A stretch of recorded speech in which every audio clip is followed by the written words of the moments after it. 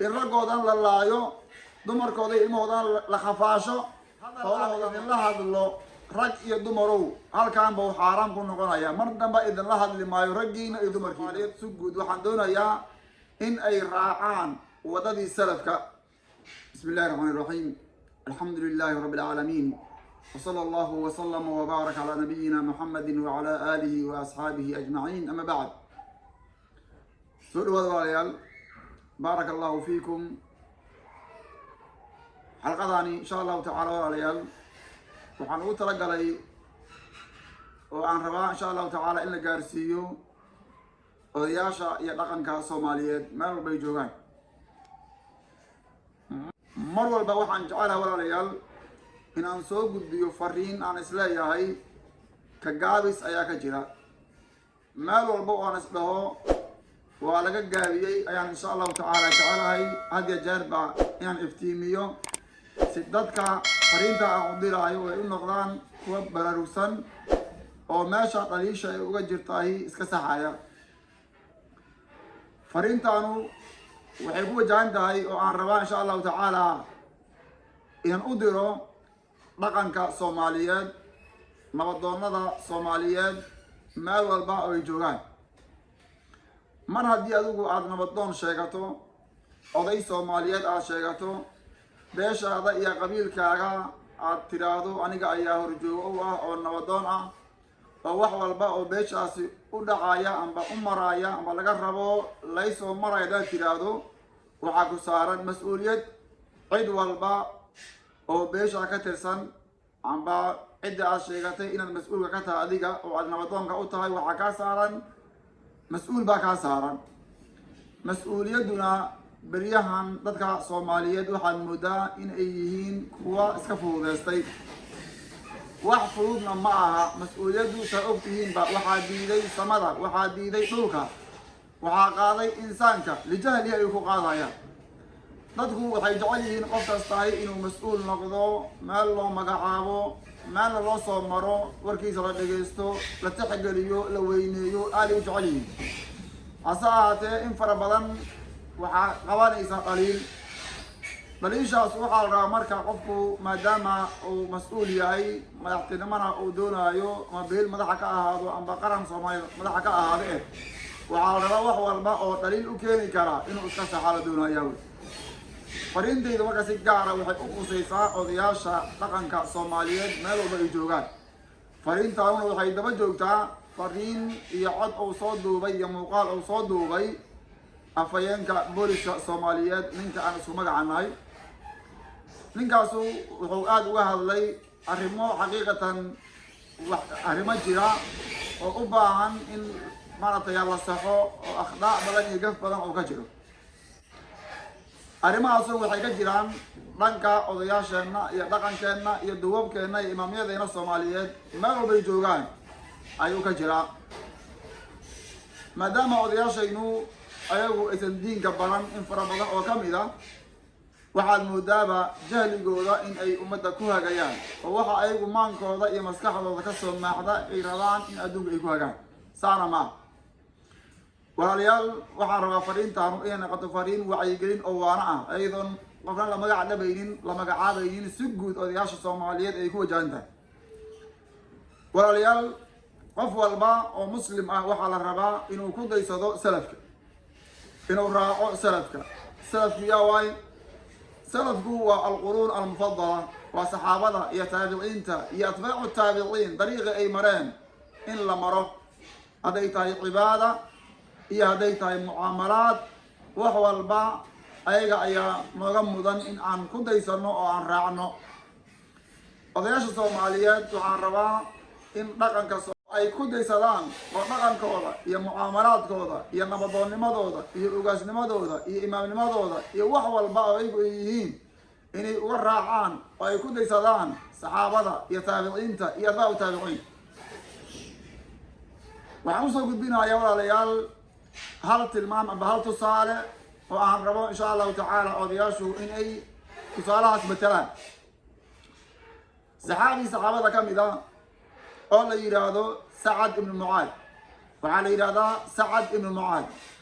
سعد بن معاذ وخوها من صحابية وصحابة رسولك عليه الصلاة والسلام كمدة كران وكمد ياي أضياشا رقم كأمريكا جرا بيشيسا يا قرابديسا أصدق أيام رمضان وها مالك أو إسلامي سعد بن معاذ وحو تجي قرابديسا مركي قرابديسا وتجي وحو بندقي إسلامي مكة وصوجم أي ما بسوكا وحكوي قرابوي بالكور رمى عنيك هذا سيء أركتين لحدين سانكوا مكاسي وحكوي لالين وعطي أنت سيدنا وأفضلنا وعطي سيد كينا هي أضغينا آياتي نيكا نوغو فضلك بدن أو نوغو قيمك بدن آياتي مكاسي وحكوي ما إلا أدك إسلامتان إلا أدك إسلامتان أو النبي عليه الصلاة والسلام أدكر ميسان أو دين الإسلام كأد غالطان أنك إذا إذن هذا هو نحرين لما أنت قرابتي سي أردن وإسلامين لما أنت قرابتي سي أردن وإسلامين محايا رمضان أيوها أرين كاسي مركا لقد الصوماليات وعال ربا إنو تصال النغرو مادام أضيال أيهين ومدى بلشدان أي أهليقان هبين يمان وسو جيدان وانا صعدا أضياشا جهدي بدن بيقليان إلا بلشدة هجاجيان أو بلشدة توصان أو ونا لو دغمو أو دبات ويسان دعين حقيقة أضياشا وانا صعدا وعليهم بدن جهدي بدن أي جلشان ها خدعوا إيمانا يا قفك إنسان بالا يا بني آدم بالا خدعوا إيمانا يا لكن خدعوا على الرواء إلا الصحو halkaas marka tusaale fiican ayaa noogu jira tusaalaha fiican oo noogu jira waxa weeye Sa'd ibn Mu'adh maadaama nabadoon oo u ahaa qaraabadiisa odaygoodii oo ahaa wuxuu u horseeday in islaamka qaataan oo ay adduun iyo aakhiro ay naqaan qaraabadiisu kuwa badbaada dhaqanka Soomaaliga waxa la doonayaa sidaas oo kale inay naqdaan oo qaraabadooda naarta ay ka badbaadiyaan qaraabadooda ay adduunka iyo aakhiradaba ay badbaadaan adduun kaliya ma aha waxaa loo dadaalayo waa adduunka iyo aakhirada in qaraabadu ay badbaadaan inay ka qayb qaataan odayaasha Soomaaliyeed hadalkaas si guud Ilaahay uu amro subhanahu wa ta'ala ya ayyuhalladhina aamanu qu anfusakum wa ahlikum naaran dadka muuminiinta ah naftiina iyo eelkiina naar ka badbaadiya marka in naar laga badbaadiyo waa muhiim waa amar Ilaahay subhanahu wa ta'ala dhaga kale Sa'd ibn Mu'adh وضاوعمي ضاوع قالي جودي دغال با لا غلاي نبي نبي عليه الصلاه والسلام قالدا يا لا دغالمي markii la dagaalamay gaalada uu dhaawacmay markii uu dhaawacmay Sa'd ibn Mu'adh waxa loo dhisay taando nabiga ayaa wuxuu dhisay taandadaasi oo ku jira oo halka jooga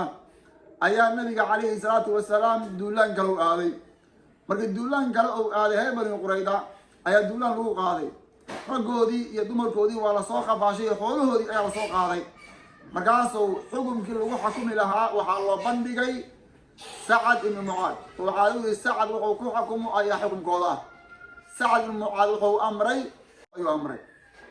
عليه الصلاه والسلام Sa'd wuxuu ku xukumay xukunkii Ilaahay subhanahu wa ta'ala sharciga ay waafaqay macna xukunkiisii taasna waxa nagu soo tusaale وحصان وسوي هاي Sa'd ibn Mu'adh wuxuu ahaa mid wax walba ka hormariya diinta islaamka iyo siday jeceshahay Ilaahay raaliyaashiisa iyo nabiga عليه الصلاه والسلام jidkiisa in lagu nagaado oo jidkiisa lagu socdo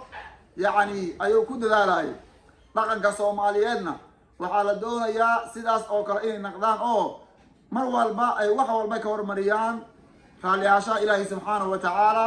oo ay ka hormariyaan طريق رسولك عليه الصلاه والسلام raacitaanki qabiilkaagu haduu wax dilo nabadoonow in ninka qabiilkaaga ka tirsanaa oo wax dilay aad gadaal marsato bacmadowna aad soo qaado sax ma aha hadii adiga marataya aad wax u baahan tahay oo qabiil kale wax ka soo galana aad tiraado tiirka iigeeya qaas waay wax khada badan baa jira hadii qof disho hadii qabiilkaaga nin kamid la dilo amba asaga oo wax dilo kitaabka Ilaahay iyo sunnada rasuulka عليه الصلاه والسلام waa in wax walba laga hormariyaa dhaqan baan lahaa jirnay xeer baan lahay hadda goor baa nin naga disheen saas baan aan jirnay taa la dhig hadda goor baa gabadha xoogteen waxa la yiri waxaas waa khada وإن ما دام حدك إلهي قفكاس أو تلاوي وإن حدك إلهي أو تلاوي أبال كيد الله مريا الله بلغ كتابك إلهي يسنها رسولك عليه الصلاة والسلام ومن يقتل مؤمنا متعمدا فجزاؤه جهنم خالدا أفرس أرن سهلا معها ديق لدادي قف مسلمة أو ديق لقدادي أرن كيدو أرن سهلا معها إلهي سبحانه وتعالى قف مسلمة أو لديرو وحو كنعبيا معها كعبدا أو للدميو قف مؤمنة أو للدلو أيو الله كن عبيه مؤمن كديجيسو خطر وي مؤمن كديجيسو خطر مؤمن كديجيسو خطر ويا سيدا تكتب مكو على الرواء قف كان ما دام أدوك نوطنا أو تاي قرابنا آتيهين إن آتي ذا حدك إليها لغا أوفيو هل قال سو استاجيو سيدا سعد إن المعاذ بأو وهايو هل كاس أوسو تاجيا غربا ويا وإن أدوك قامسا أدوك نغور كعدا أدو آد نقطع افتينكي دين الإسلام كرو قاد لها طريقي يودني لو قال لها كتابك إلهي إن لسكو حكمون ودونو إنك آتو أيها لقار رباوي مكان ودونو صوماليين